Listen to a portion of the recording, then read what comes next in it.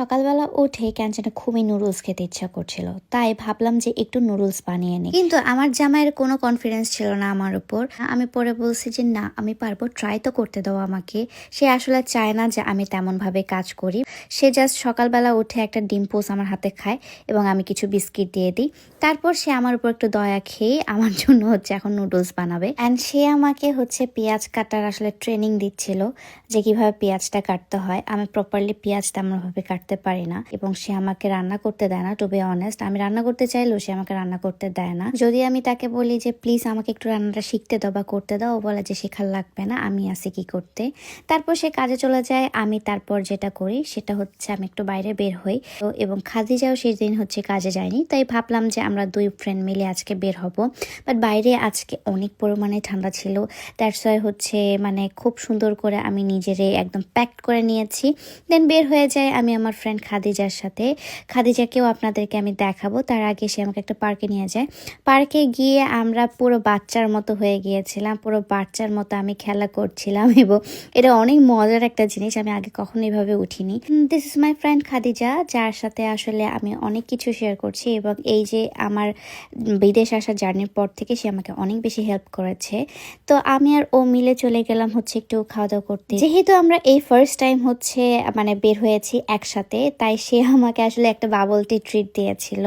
আমি বাবল টি নিয়েছিলাম এবং সে হচ্ছে পাইনাপেল জুসের মধ্যে হচ্ছে বাবলস নিয়েছিল।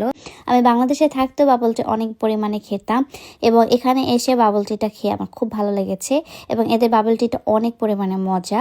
জাস্ট সুগারটা একটু কম করে দিলে আরও বেশি মজা লাগতো।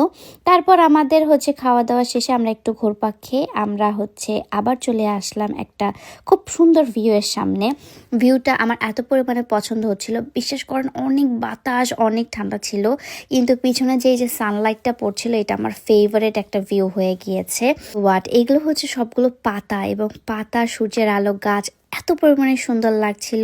সবগুলো ড্রিমি আমার কাছে মনে হচ্ছিল। আমার কাছে মনে হচ্ছিল যে আমি আমার ড্রিমে বসবাস করছি।